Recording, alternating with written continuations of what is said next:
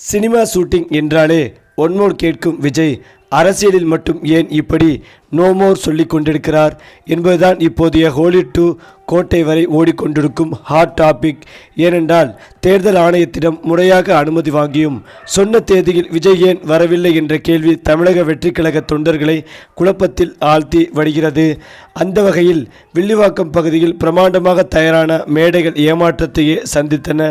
Chennai தீநகரிலும் April 6 அன்று இதே நிலைதான் நீடித்தது. அதே போல ஏப்ரல் 9, ஏப்ரல் 11 குறிஞ்சிப்பாடி, வடலூர், நெய்வேலி, திட்டக்குடி, கடலூர் மாவட்டத்தின் இந்த முக்கிய இடங்களில் 2 முறை 9 மற்றும் 11ஆம் தேதிகள் அனுமதி வாங்கப்பட்டும் கடைசி நேரத்தில் புரோகிராம் கேன்சல் ஆனது.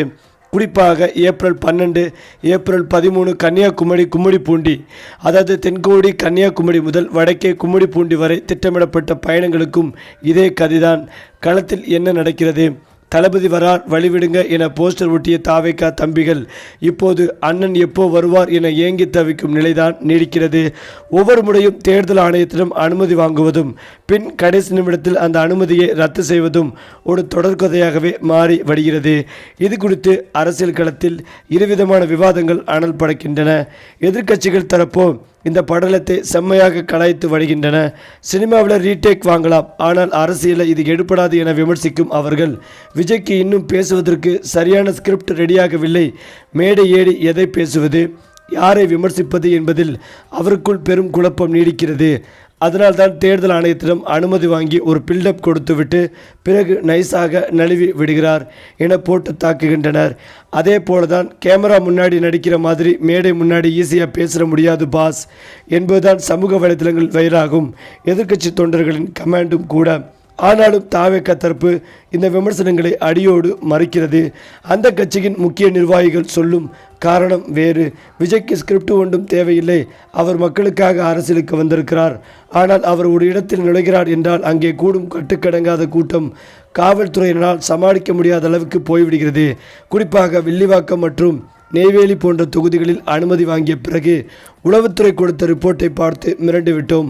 போதிய பாதுகாப்பு ஏற்பாடுகள் இல்லாமல் தளபதியை களமிறக்கினால் அது பொதுமக்களுக்கு பெரும் இடையூறாகவே அமையும். அதனால்தான் சரியான பாதுகாப்பு திட்டமிடலுக்காக இந்த தற்காலிக வழிவைப்பு தற்காப்பு ஆட்டம் ஆடுகிறார்கள். ஒவ்வொரு முறையும் அனுமதி வாங்கி பந்தல் போட்டு கொடி நட்டு காத்திருக்கும் உள்ளூர் நிர்வாகிகள் அண்ணன் வருவார்னு சொல்லி ஊர் முழுக்க போஸ்டர் ஒட்டியாச்சு, இப்போ என்ன பதில் சொல்றது என தலையை பிடித்து கொண்டு அமர்ந்துள்ளனர். லியோ படத்தில் வருவது போல பேடாஸ் ஆக களமிறங்குவார் என்று பார்த்தால் தேர்தல் களத்தில் விஜய் சைலண்ட் மோடில் இருப்பது அரசியல் விமர்சகர்களை வியப்பில் ஆழ்த்தி உள்ளது. இன்னும் சில நாட்களே உள்ள நிலையில் விஜய் எப்போது தன் மௌனத்தை கலைத்து மீண்டும் தீவிர பிரச்சாரத்தை எடுப்பார் என்பதும் பொதுமக்களின் எதிர்பார்ப்பாகவே இருந்து வருகிறது. இது ஒரு புறம் இருந்தாலும் நடிகர் விஜய் மற்றும் அவருடைய மனைவி சங்கீதா இடையான விவாகரத்து விவகாரம் கடந்த சில மாதங்களாகவே கோலிவுட் வட்டாரத்தில் பெரும் பரபரப்பை ஏற்படுத்தி வருகிறது. சுமார் 20 ஆண்டு கால திருமண வாழ்க்கைக்கு பிறகு விஜயின் தனிப்பட்ட செயல்பாடுகள் மற்றும் ஒரு நடிகையுடனான நெருக்கம் ஆகியவற்றை சுட்டிக்காட்டி சங்கீதா செங்கல்பட்டு குடும்ப நல நீதிமன்றத்தில் விவாகரத்து மனு தாக்கல் செய்துள்ளதாக கூறப்படுகிறது. குறிப்பாக சர்வதேச மகளிர் தின விழாவில் விஜய் பேசிய சில கருத்துக்கள் பெண்களுக்கு எதிராக அமைந்ததாக விமர்சனங்கள் எழுந்த நிலையில் இந்த விவாகரத்து செய்தி ரசிகர்களிடையே பெரும் அதிர்ச்சிகளையும் விவாதத்தையும் கிளப்பி உள்ளது. சமீப காலமாக விஜய் பொது நிகழ்ச்சிகளில் கலந்து கொள்ளும் விதம் மற்றும் நடிகை திரிசாவுடன் ஒரே நேரத்தில் ஆடை அணிந்து திருமண நிகழ்வில் பங்கேற்றது போன்ற செயல்கள் சங்கீதாவின் குற்றச்சாட்டுகள் உண்மையாக இருக்குமோ என்ற சந்தேகத்தை அவர் ரசிகர்கள் மத்தியிலேயே விதைத்துள்ளது. இவ்வளவு சர்ச்சைகள் வெடித்தும் விஜய் இதுவரை இது குறித்து நேரடியாக எந்த விளக்கமும் அளிக்காமல் மௌனமும் காத்து வருகிறார். இருந்தாலும் அண்மையில் நடந்த ஒரு நிகழ்வில் இந்த சர்ச்சை குறித்து அவர் மறைமுகமாக சில கருத்துக்களை பகிர்ந்து கொண்டது நெருப்பில்லாமல் புகையாது என்பதை உறுதிப்படுத்துவது போல் அமைந்தது. இந்த சூழ்நிலைதான் வரும் ஏப்ரல் 20ஆம் தேதி இவர்களுடைய விவாகரத்து வழக்கு விசாரணைக்கு வர உள்ள நிலையில் மறுநாளான ஏப்ரல் 21ஆம் தேதி சங்கீதா ஒரு அதிரடி முடிவை எடுத்துள்ளதாக தகவல் வெளியாகி உள்ளது.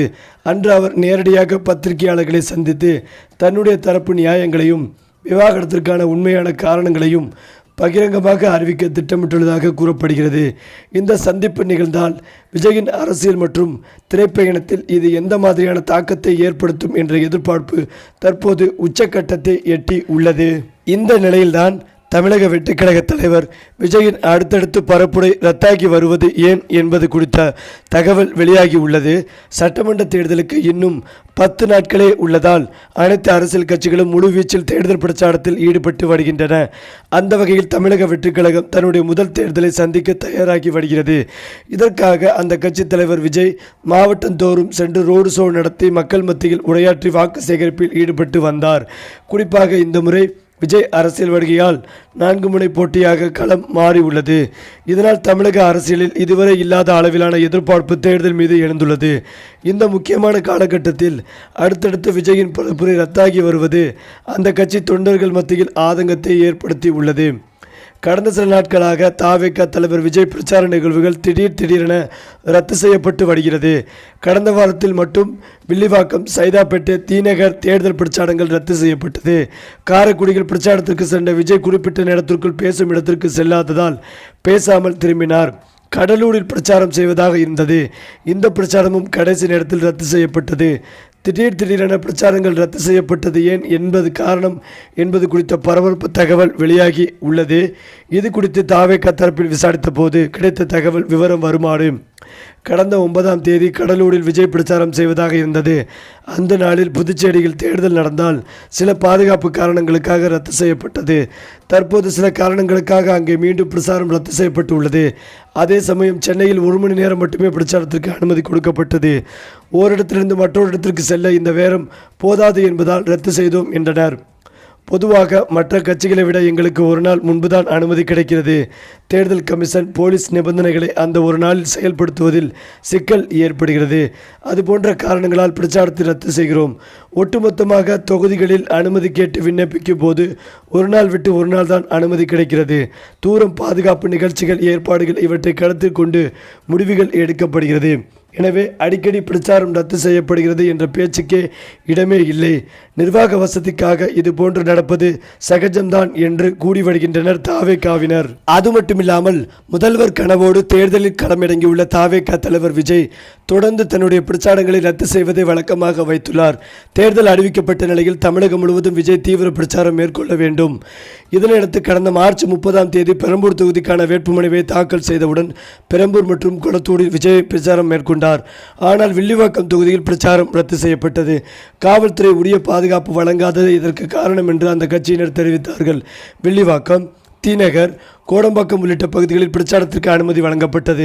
ஆனாலும் 1 மணி நேரம் மட்டுமே அனுமதி வழங்கப்பட்டதாக கூறி அந்த கட்சியினரும் அந்த பிரச்சாரத்தை ரத்து செய்தார்கள். பின்னர் திருநெல்வேலி, தூத்துக்குடியில் விஜய் பிரச்சாரம் செய்தார். அங்கு அவர் கலந்து கொண்ட கூட்டங்களில் மிகுந்த மக்கள் திரள் காணப்பட்டது. அதன் தொடர்ச்சியாக காரைக்குடிக்கு வெள்ளிக்கிழமை பிரச்சாரத்துக்கு சென்ற அவர் சைக்கிளில் சாலை பேரணி மட்டும் நடத்திவிட்டு பேசாமலே திரும்பிவிட்டார். இந்த நிலையில் கடலூரில் சனிக்கிழமை நடைபெற்ற பிரச்சாரம் ரத்து செய்யப்பட்டது. கன்னியாகுமரியில் ஞாயிற்றுக்கிழமை பிரச்சாரத்திற்கு அனுமதி வழங்கப்பட்ட நிலையில் அங்கு சாலை பேரணி போதும் தாவேகாவினர் அனுமதி கோரினார்கள். மேலும் இந்த நிலையில் விஜய் பிரச்சாரத்தில் அடிக்கடி விபத்து ஏற்படுவதும் பொது சொத்துக்கு சேதங்கள் ஏற்படுவதால் தொடர்ந்து விஜயின் பிரச்சாரங்கள் முழுவதுமாக ரத்து செய்யப்படும் என்று காவல்துறை எச்சரிக்கை விடுத்திருப்பதாக தற்போது தகவல்கள் வெளிவந்து கொண்டிருக்கிறது.